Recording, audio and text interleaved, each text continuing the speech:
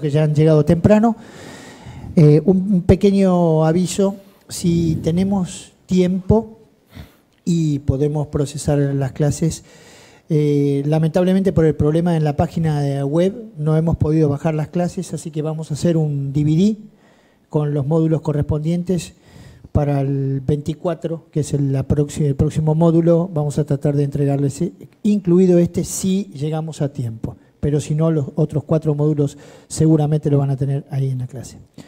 En primer lugar, vamos a presentar al doctor Sebastián Pereira, que nos va a hablar de fractura del platillo tibial. Bueno, gracias. Hola, buenas tardes a todos. ¿Cómo están? Bueno, como decía Juan, yo les voy a hablar de fracturas de platillo tibial. Y si bien estas dos son radiografías de 2 fracturas de platillo tibial, 2 pacientes con fracturas de platillo tibial, son 2, podemos decir, patologías casi opuestas. Si bien esta de la derecha o de la izquierda es una fractura de baja energía que compromete un platillo tibial, la de la derecha es una fractura bicondilia con otro pronóstico, con otro tratamiento, y por lo tanto deben ser manejadas de forma diferente. Si bien la primera, estas son las partes blandas que nosotros vamos a esperar encontrarnos en una fractura de baja energía, y estas son las partes blandas de la segunda fractura, que es esperable, ¿no? Estas son las partes blandas que habitualmente se asocian a una fractura como la que vimos de ambos platillos con mucha energía. Por lo tanto, el manejo inicial, por lo menos, tiene que ser diferente. Si bien en la fractura de la izquierda podemos manejarla inicialmente una estabilización con una valva, la de la derecha requiere otra estabilización, y la estabilización con un tutor externo es la mejor forma de manejar estas fracturas hasta que resuelvan esas partes blandas. Entonces, empecemos primero por las fracturas con compromiso unicondilio de un platillo. Y esta va a ser la secuencia de la clase. Vamos a ver algunos aspectos del manejo inicial, algunos aspectos de los abordajes más usados, las técnicas de reducción, la estabilización y algunos mensajes que nos llevamos a casa. Entonces, ¿cuáles son las imágenes que tenemos que hacer para evaluar un paciente con una fractura del platillo tibial? Y las radiografías, el par radiográfico, el frente y perfil nos aporta mucha información. Podemos ver esta fractura, que es el caso inicial, donde se ve claramente el hundimiento. En el perfil podemos ver que ese hundimiento es más anterior que posterior, se ve el trazo del cizallamiento. Tenemos mucha información. También, a veces las radiografías, la verdad que oblicuas hoy en día con la tomografía no aportan gran cosa, pero sí una radiografía, quizás no en esta, pero en las fracturas con compromiso de ambos platillos, las fracturas con tracción, muchas veces pueden aportarnos información.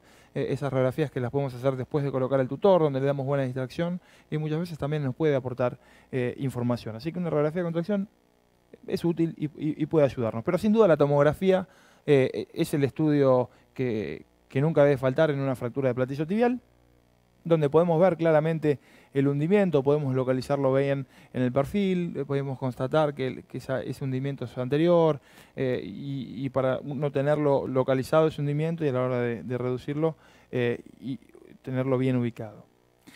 ¿La resonancia magnética tiene algún lugar en las fracturas de platillo tibial? La verdad que hay varios estudios que reportan, fíjense, esta incidencia altísima de lesiones asociadas reportadas con la resonancia, hasta el 91% de los pacientes con una lesión del menisco externo, lesión del menisco interno, lesión del ángulo posterolateral. Pero la verdad que, digamos, no todas estas lesiones tienen una correlación con la clínica, pero por lo tanto, la verdad que la resonancia en algún caso en particular quizás tenga lugar, pero no es un estudio que uno tenga dentro de su arsenal diagnóstico para evaluar un paciente con una fractura de platillo tibial.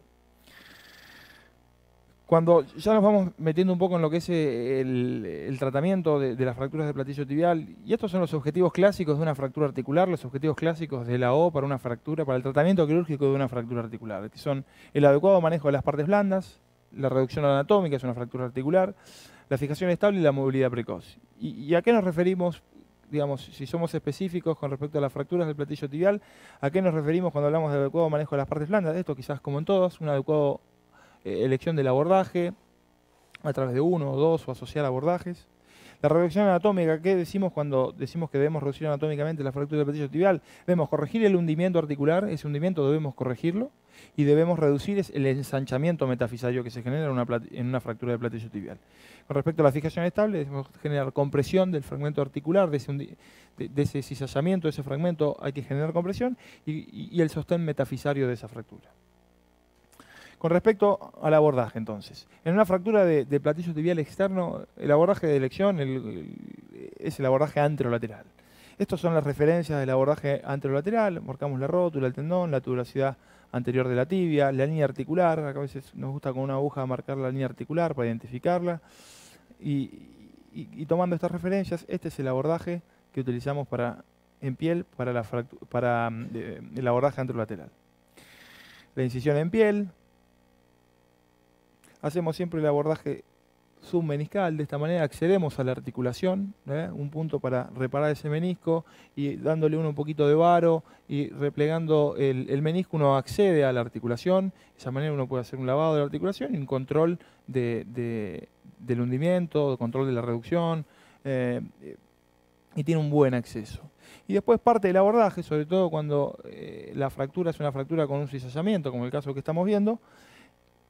A través de la fractura, completamos la fractura, a veces hace falta completarla un poco y con un escoplo replegar ese fragmento y de esa manera accedemos al hundimiento, ¿bien? Y de esa manera esto es parte del abordaje. Entonces, avancemos. Una vez que hicimos el abordaje vamos a hacer la reducción de esta fractura y dijimos que uno de los aspectos era corregir el hundimiento.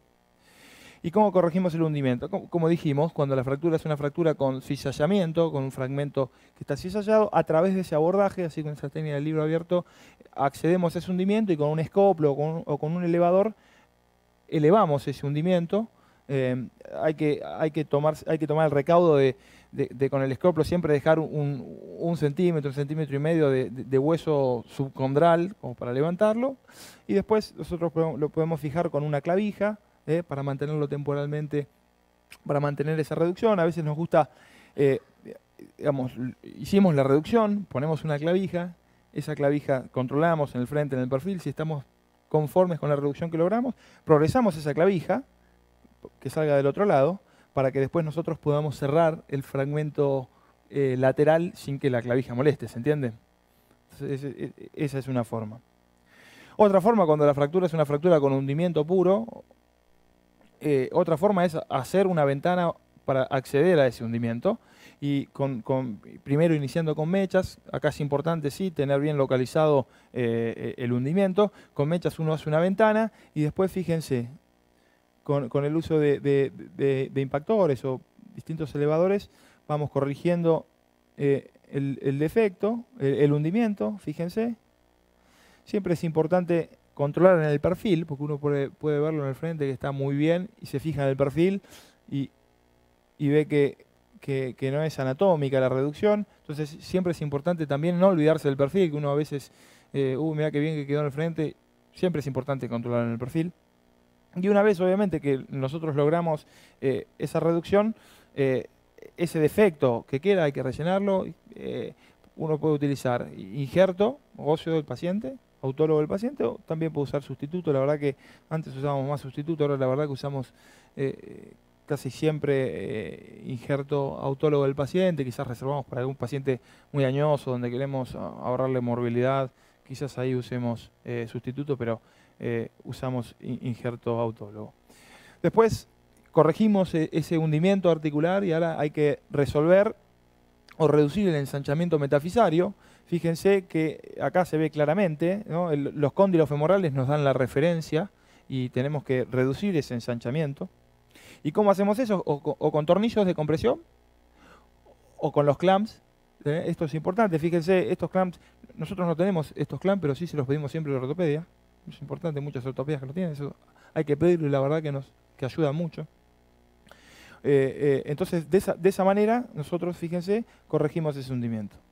Y como les dije, con tornillos, digamos, acá uno puede usar, digamos, mientras genere compresión, uno puede usar tornillos de 6,5 o tornillos más chicos de 3,5, de 4,5. La verdad que cada vez se usan tornillos más chicos porque la posibilidad de colocar tornillos 3,5 te da la posibilidad de colocar más tornillos, cubrir más superficie, y con tornillos de 3,5 uno puede poner 4 tornillos.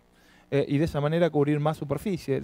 Si uno usara tornillos de 6,5, son más groseros y quizás uno difícilmente pueda colocar más de 2 tornillos.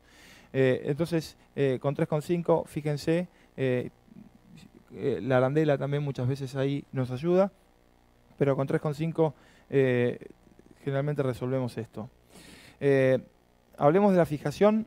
El fragmento cizallante lo que requiere es una placa de sostén. Y es importante colocar el primer tornillo cortical distal al vértice del fragmento para... muchas veces también nos ayuda a reducir ese fragmento al apretar ese tornillo. Fíjense ahí, ¿no?